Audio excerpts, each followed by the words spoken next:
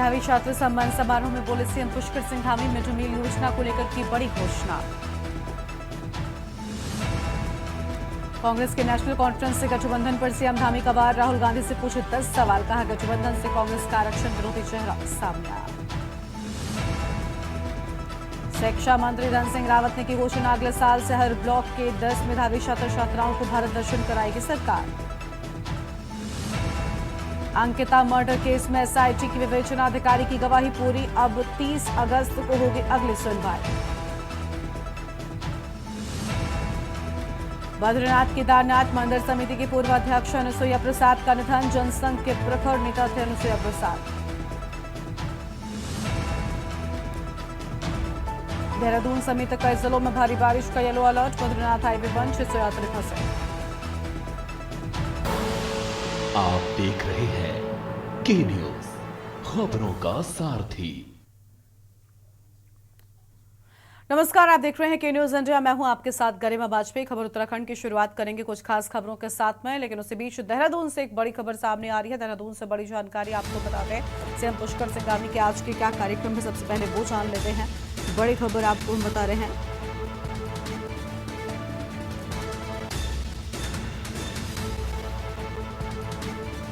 सदस्यता अभियान का शुभारंभ करेंगे सीएम धामी, ये बड़ी जानकारी आपको हम बता दें। और अमर शहीदों की स्मृति में आयोजित शहीद दिवस,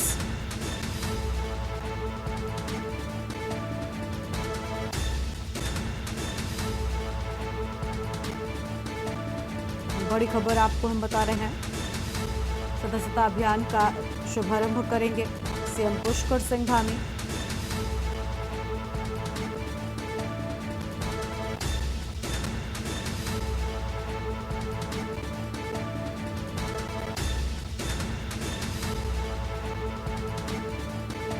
देहरादून से बड़ी जानकारी, सीएम पुष्कर सिंह धामी सुनेंगे मन की बात कार्यक्रम।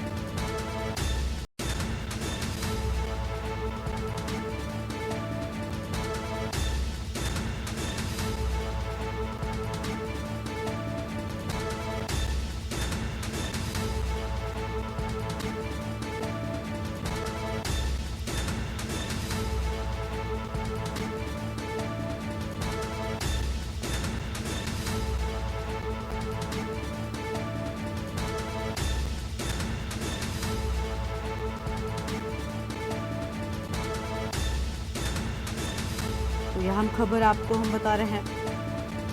देहरादून से बड़ी जानकारी, सीएम पुष्कर सिंह धामी का आज का कार्यक्रम।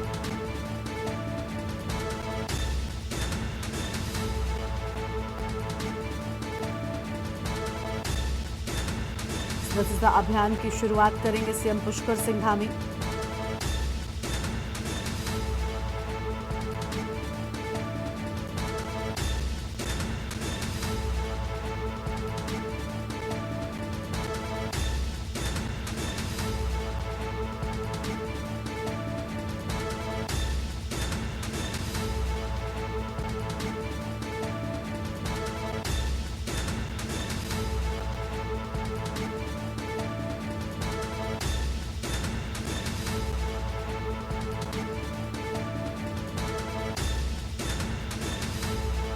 देहरादून से बड़ी जानकारी, सीएम पुष्कर सिंह धामी सुनेंगे प्रधानमंत्री के मन की बात।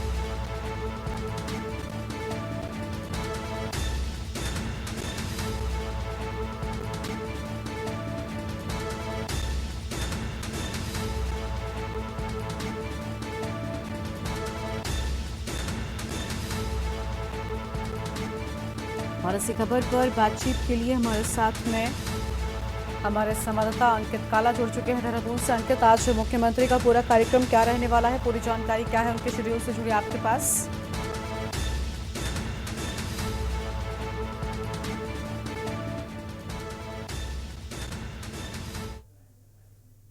देहरादून के रॉयल होटल में पहुंचने वाले हैं। यहाँ पर प्रधानमंत्री नरेंद्र मोदी की मन की बात को लेकर के एक कार्यक्रम का आयोजन किया गया है। मुख्यमंत्री इस कार्यक्रम में पहुंच करके प्रधानमंत्री के मन की बात को सुनेंगे। पार्टी के तमाम कार्यकर्ता, पदाधिकारी और क्षेत्र की जनता भी इस कार्यक्रम में उपस्थित रहेगी।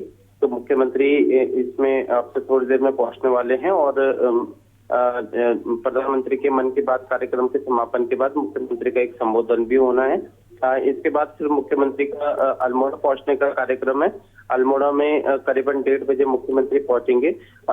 जो अमर शहीद हैं उनकी स्मृति में शहीद दिवस का जो कार्यक्रम है इसका आयोजन किया गया है। इसमें सीएम पुष्कर सिंह धामी बतौर मुख्य अतिथि पहुंचेंगे और उसके बाद फिर देर शाम मुख्यमंत्री के कार्यालय में सीएम पुष्कर सिंह धामी पहुंचेंगे और शासकीय कार्यों को निपटाते हुए नजर आएंगे। गरिमा। बिल्कुल, बहुत शुक्रिया अंकित आपका अधिक जानकारी के लिए। तो यह हम खबर आपको हम बता रहे हैं जहां पर सदस्यता अभियान की शुरुआत होगी और अमर शहीदों की स्मृति में भी आयोजित स्मृति दिवस कार्यक्रम में जाएंगे। मन की बात भी सुनेंगे सीएम पुष्कर सिंह धामी। बड़ी खबर आपको हम बता रहे हैं।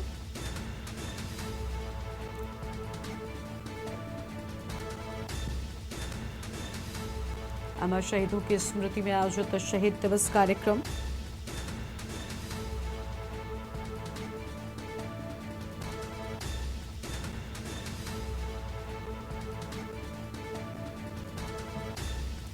देहरादून से खबर, सीएम पुष्कर सिंह धामी के आज के कार्यक्रम को लेकर यह अहम जानकारी।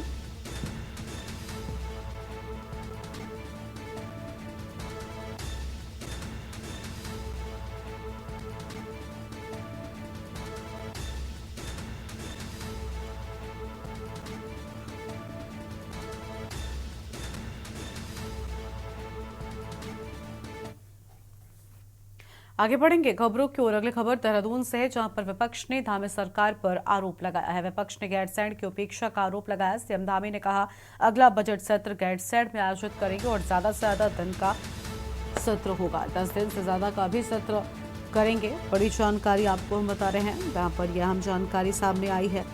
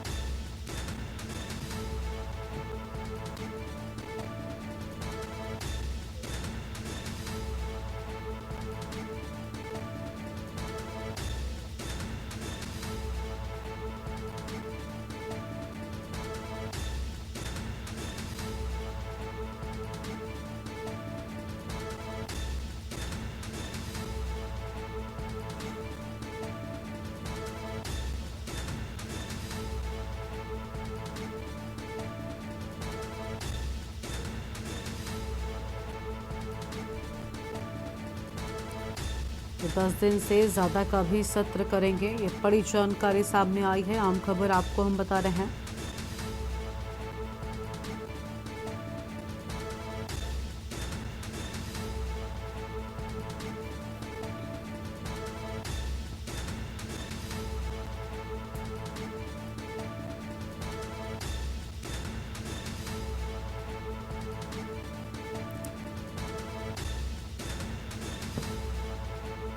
विपक्ष ने गैरसैंण की उपेक्षा का आरोप लगाया।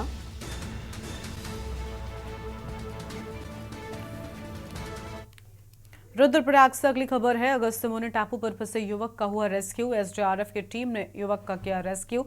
नदी का जलस्तर बढ़ने पर बीच टापू पर फंसा था युवक और फंसे युवक का रेस्क्यू कर सकुशल निकाला गया बाहर। गंगानगर के पास नदी में फंसा हुआ था युवक। ये बड़ी जानकारी आपको हम बता रहे हैं।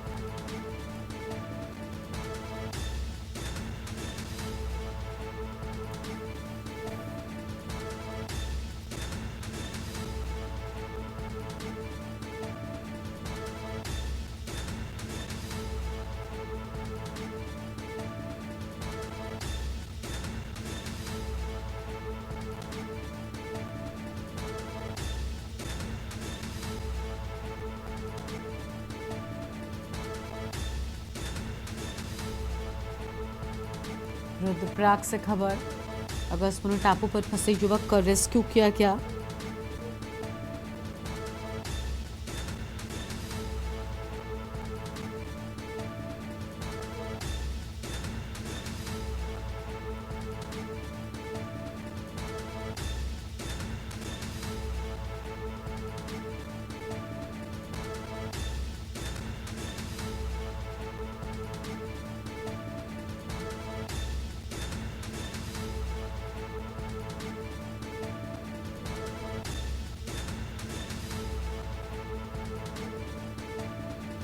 फिलहाल ये बड़ी जानकारी आपको हम बता रहे हैं।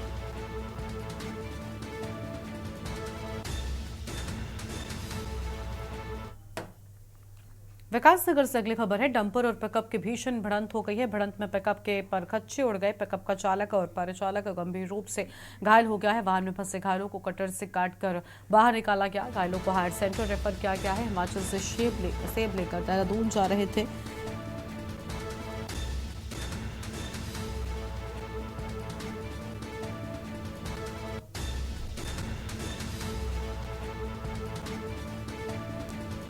बड़ी खबर आपको हम बता रहे हैं।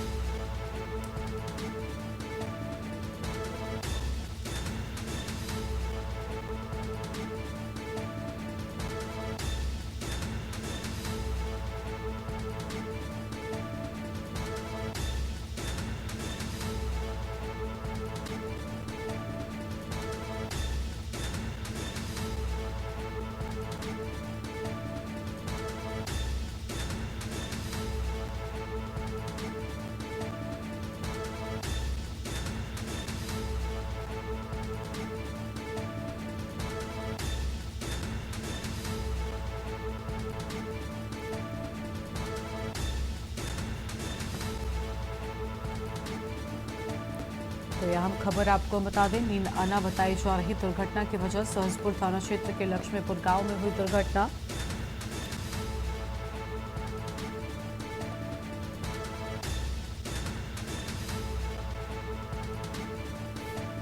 ये बड़ी जानकारी आपको हम बता रहे हैं।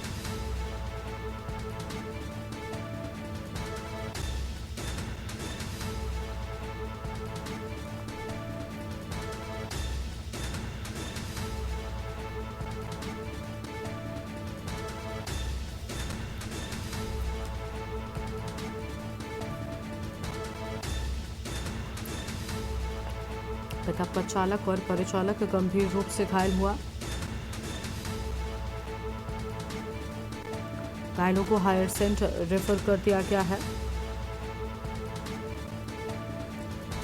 हिमाचल प्रदेश से सेब लेकर देहरादून जा रहे थे।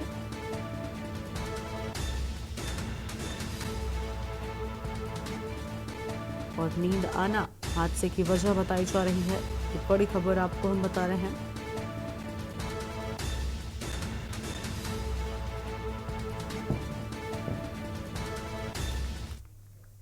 अगली खबर है विकासनगर से, जहां पर दिल्ली यमुनोत्री मोटर मार्ग जूडो झरने के पास से बंद हो गया है। ट्रॉला गाड़ी से पोकलैंड मशीन ले जा रहे वाहन खाई में लटका। खाई में लटकने से राष्ट्रीय राजमार्ग बाधित हो गया है। बड़ी जानकारी। और लोहारी डैम में ले जाई जा रही थी पोकलैंड मशीन। अहम खबर आपको बता दें, गलत तरीके से मोड़ काटने की वजह से खाई में लटका ट्रॉला। खाई में ट्रॉला लटकने से आवाजाही पूरी तरीके से बंद हो गई है।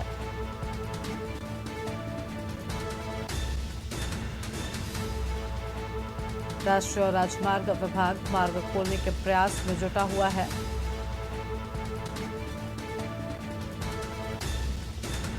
खाई में ट्रॉला लटकने से पूरी तरीके से रास्ता बंद हो गया है।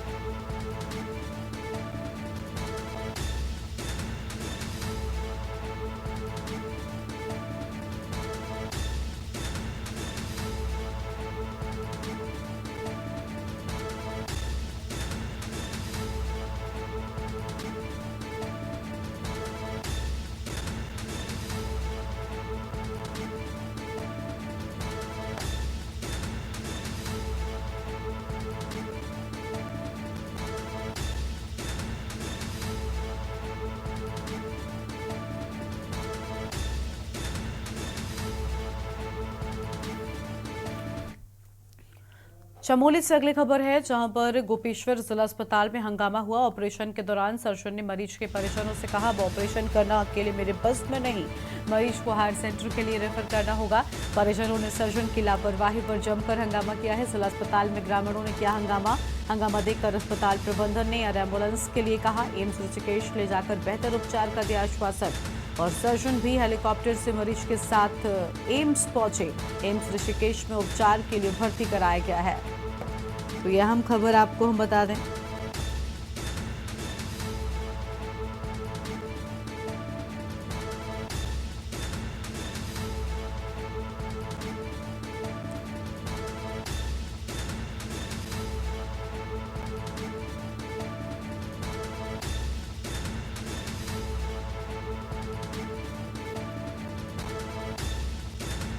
फिलहाल ये बड़ी जानकारी सामने आई है।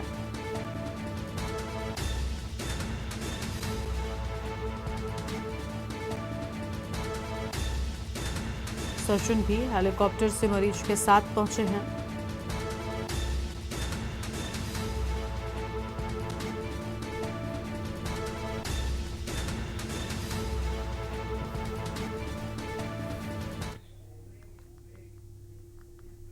और यहां पर रुकते एक छोटे से ब्रेक के लिए चल लौटेंगे। आप देख रहे हैं के न्यूज, खबरों का सारथी। कालसी चक्राता मार्ग पर लाल पुल के पास में पहाड़ी से मलबा आने से मार्ग अवरुद्ध हो गया और सुबह के समय मार्ग अवरुद्ध होने से वहां से गुजरने वाले सैकड़ों वाहन दोनों ओर फंसे दिखाई दिए। देखते ही देखते वाहनों के कई किलोमीटर की लंबी कतार लग गई और पीडब्ल्यूडी साहिया द्वारा मार्ग खोलने का प्रयास किया जा रहा है, लेकिन पहाड़ से लगातार मलबा आने से मार्ग खोलने में काफी परेशानियों का सामना भी करना पड़ रहा है।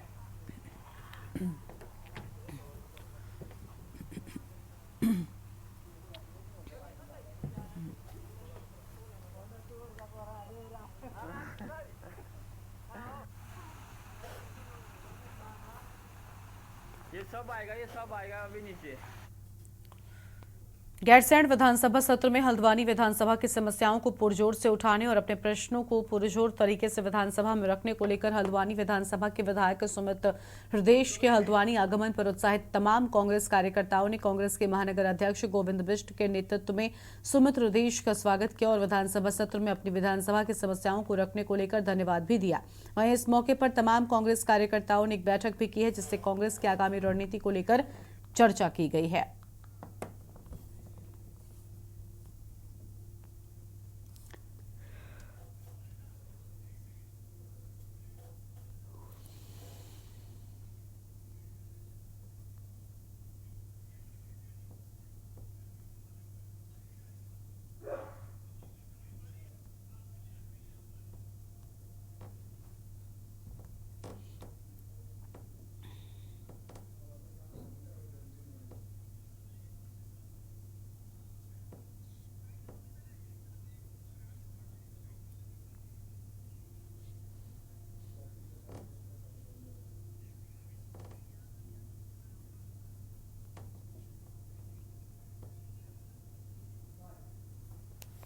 मैंने अपने परिवार से भी सीखी है और कांग्रेस पार्टी से भी सीखी। हम सच को बयान करते हैं, कोई अच्छा कार्य होता है कदापि भी हम झिझकते नहीं है और तुरंत तारीफ करते हैं। कोई अच्छा कार्य करे, सत्ता पक्ष विपक्ष जहां भी हो, हम उसको अच्छा बोलते हैं। लेकिन आज की तारीख में सरकार मस्त है और जनता त्रस्त है, और जनता के ऊपर जो लगातार इनका अत्याचार बढ़ता जा रहा है, आर्थिक, न्यायिक, सामाजिक, आप हमेशा सुनते, मैं शब्दों का इस्तेमाल करता हूं, व्यवस्थाएं जो पूरी तरीके से ध्वस्त हो चुकी हैं, भ्रष्टाचार का, जंगल राज का जो महाराज चल रहा है, अफसरशाही जो हावी हुई है, इन सब विषयों पर, स्वास्थ्य सेवाओं पर, लॉ एंड ऑर्डर सिचुएशन पर, प्रश्नकाल में शासकीय स्कूलों के विषय में, सारी जो अव्यवस्थाओं का अंबार इस सरकार ने जनता पे थोपा है, उस पर हमने आवाज उठाई। सब लोग साहस देते हैं, आशीर्वाद, स्नेह देते हैं, तभी इस आवाज में इतना दम है। हल्द्वानी की महान जनता को ये मैं बताना चाहता हूं कि मैंने बिना भेदभाव के कभी ये नहीं सोचा कि वोट कहां से पड़ा, कहां से नहीं पड़ा, बराबर पूरे क्षेत्र की आवाज, पूरे क्षेत्र का दर्द उजागर कराए, ये मेरा परम कर्तव्य है। कांग्रेस के तमाम कार्यकर्ता जिस तरीके से यहाँ के क्षेत्र की समस्याओं को प्रमुखता से उठाया है, तो विधायक किस लिए चुना जाता है जनता को, तो इससे कहीं ना कहीं कार्यकर्ताओं का मनोबल बढ़ा है और जनता में अपने विधायक के प्रति उम्मीद बढ़ी है। तो इसलिए आज सभी लोगों ने एक मत होकर के विधायक जी के इस प्रशंसनीय कार्य के लिए उन्हें यहाँ पर हम सब लोग बधाई देने आए, और कहीं ना कहीं कार्यकर्ताओं के अंदर एक जोश देने का काम विधायक जी ने किया है, और निरंतर हम इसी मुद्दे को लेकर के जनता के बीच में जाएंगे और निसंदेह कांग्रेस कामयाबी की ओर रहेगी। बैठक का भी आयोजन किया गया था, प्रातःकाल हुई थी इसमें बैठक, देवभूमि उत्तराखंड में आफत की बारिश ने चारों ओर कहर बरपाया है। राजधानी देहरादून के साथ ही प्रदेश के अन्य सभी जनपदों में नुकसान के बादल जमकर बरसे हैं। प्रदेश का हाल यह है कि आए दिन बादल फटने की घटनाएं हो रही हैं। नदी नाले उफान पर है और 100 से अधिक सड़कें बंद हैं। कई जगहों पर पुल खराब हो गए हैं। कई मकानों को बड़ा नुकसान हुआ है और कई मकान खतरे की जद में आ गए हैं। तस्वीर आपको दिखाएंगे।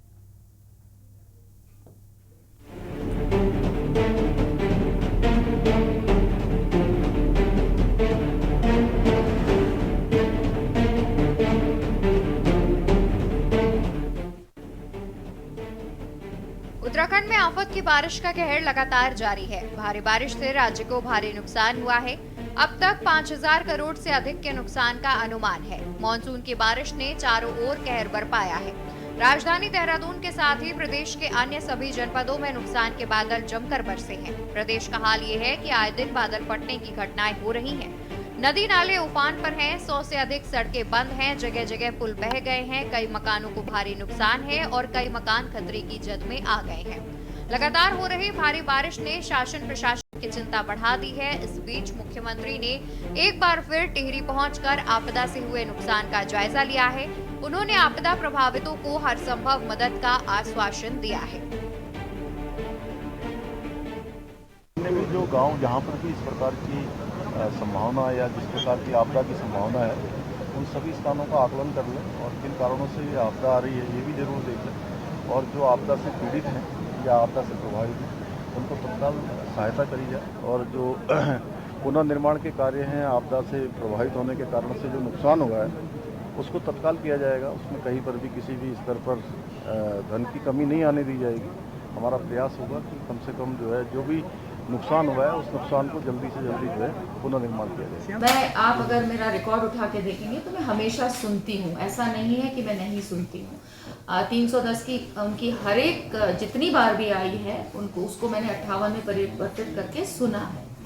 आज क्योंकि हमें बहुत सारी चर्चाएं करनी थी, बहुत सारे डिस्कशंस होने थे जो कि ज़रूरी थे, चाहे वो विधेयक थे चाहे वो बजट था, उनको हमें उन पर चर्चा भी होनी थी। इसलिए उसको मैंने अस्वीकार किया। उनका जो 310 का 58 हमने लिए उनके, लेकिन 310 वाला जो उनका सूचनाएं थी उसको मैंने अस्वीकार किया। लेकिन उसके बाद जब सरकार और संसदीय कार्य मंत्री और विपक्ष के हमारे नेता प्रतिपक्ष ने जब बातचीत की, उन्होंने कहा हमें आधे घंटे का समय इसमें दीजिए, हम आधा घंटा में अपनी बात कहना चाहेंगे। मैंने विनिश्चय देने के बावजूद, शायद परंपरा भी नहीं और नियम भी नहीं है, लेकिन उसके बावजूद क्योंकि हमारे उत्तराखंड का मामला था, उत्तराखंड का मुद्दा था, मैंने स्वीकार किया और उसके बाद उनको बोलने के लिए कहा। वहीं आपदा के मुद्दे पर राज्य में सियासत भी गर्मा गई है। कांग्रेस विधायकों ने सदन में इस मुद्दे पर जमकर हंगामा काटा। विधानसभा अध्यक्ष ने विपक्षी विधायकों को आधे घंटे का समय दिया, लेकिन कांग्रेस विधायक हरीश धामी ने अपनी ही पार्टी पर विधानसभा में उन्हें बोलने का मौका नहीं देने का आरोप लगाया है। नाराज विधायक हरीश धामी ने तुरंत मुख्यमंत्री से मुलाकात की और अपनी पीड़ा मुख्यमंत्री को बताई। वहीं हरीश धामी की नाराजगी के बाद राज्य का राजनीतिक माहौल भी गर्मा गया है और कई तरह की कयासबाजी भी शुरू हो गई है। सत्ताधारी और विपक्षों ने पहाड़ की आवाज को दबाने का काम किया। उत्तराखंड राज्य के सबसे आपदाग्रस्त 3 जिले हैं, रुद्रप्रयाग, चमोली और पिथौरागढ़। रुद्रप्रयाग के केदारनाथ से अभी जो है सीट खाली है विपक्ष में, और विपक्ष का जो है चमोली से नया विधायक आया, न उसको मौका मिला, न जो सबसे ज्यादा आपदाग्रस्त धारचूला विधानसभा है पिथौरागढ़ जिले का। आप सब देखते हैं, मैं जब से विधायक बना हूं हमेशा चाहे कोई भी विधानसभा सत्र हो, मैं आपदा के मामले को लाता हूं, कार्यस्थगन के मामले में। आज दुर्भाग्यवश उत्तराखंड की अस्थायी राजधानी पहाड़ में गैरसैंण में, जिसके लिए उत्तराखंड के हमारे साथियों ने अपनी प्राणों की आहुति दी, किसी बहन ने अपना सुहाग खोया, किसी बुजुर्ग ने अपने बुढ़ापे का सहारा खोया, किसी बेटी ने अपना बाप खोया। हमारी बहनों ने कठोर से कठोर प्रताड़ना सही। आज उसी पहाड़ के विधायकों को सदन में बोलने से रोका गया। अपने नेता प्रतिपक्ष जिसे गुहार लगाई होगी वहां समय की कि मुझे भी कुछ समय मेरे क्षेत्र की समस्याओं के बारे में बोलने का दिया जाए, उनको समय नहीं दिया, तो इसीलिए उन्होंने शायद नाराजगी दिखाई। लेकिन माननीय मुख्यमंत्री पुष्कर सिंह धामी जी ने उन्हें बुला करके उनकी समस्या को निदान करने के लिए उनसे वार्ता की, उनसे बात की कि उनके क्षेत्र की क्या समस्याएं, और अधिकारी को निर्देशित भी किया। और ये कर्तव्य बनता है एक पार्टी के जो बड़े नेता जिनकी जिम्मेदारी होती है कि किस विधायक को कहां पर सदन में बुलवाना है, सत्र में बुलवाना है। तो मुझे लगता है कि अगर आज हरीश धामी जी ने ये प्रश्न चिन्ह अपने ही नेताओं के ऊपर लगाया तो कहीं ना कहीं कुछ ठीक नहीं है, कहीं ना कहीं कुछ दाल में काला नजर आता है। और हरीश धामी जी क्योंकि जब भी कोई बात बोलते हैं तो बिल्कुल पुख्ता तरीके से बोलते हैं, तो मुझे लगता है अगर उन्होंने समय मांगा और उनकी पार्टी ने नहीं दिया तो ये वाकई एक निराशाजनक विषय है और इसमें उन्हें मंथन करना चाहिए। देखिए, आपदा से पूरा उत्तराखंड प्रभावित है। ऐसी कोई तहसील नहीं है, ऐसा कोई ब्लॉक नहीं है जहां आपदा से क्षति ना हुई हो। जगह जगह मार्ग बाधित है, नेशनल हाईवे तक जगह जगह से अवरुद्ध हुए पड़े हैं। और केदारनाथ आपदा में तो आप देख लीजिए, आज इतने दिनों बाद भी सरकार लापता लोगों का और मृतकों का सही आंकड़ा नहीं बता पा रही है। तो क्या आपदा प्रबंधन है? और इतने दिनों बाद भी जो है मुआवजे की कोई घोषणा मुख्यमंत्री जी ने नहीं की है। मुआवजे की घोषणा तो दूर छोड़िए, आप आपदा में हुए नुकसान को ही मानने के लिए तैयार नहीं है। लोग अपने परिजनों को खोज रहे हैं, रो रो करके उनके परिजनों का बुरा हाल है, लेकिन सरकार जो है उनके जख्म पर मरहम लगाने के लिए तैयार नहीं है। 2013 की आपदा अगर आपको याद होगी, उस समय जो भी नुकसान हुआ था, आदरणीय मुख्यमंत्री हरीश रावत जी ने जनता को, जो भी पीड़ित थे, प्रभावित थे, उनको स्वयं मूल्यांकन की छूट दी थी कि आप बताइए आपका कितना नुकसान हुआ है। कुल मिलाकर राज्य में एक बार फिर आपदा के मुद्दे पर सड़क से सदन तक सियासत गर्मा गई है। एक ओर जहां विपक्ष का आरोप है कि सरकार आपदा प्रबंधन को लेकर पूरी तरह से फेल है, तो वहीं दूसरी ओर सत्ता पक्ष बेहतर व्यवस्था का दावा कर रहा है। देखना होगा आपदा पर मचा सियासी बवाल कब शांत होगा। Uttarakhand desk report.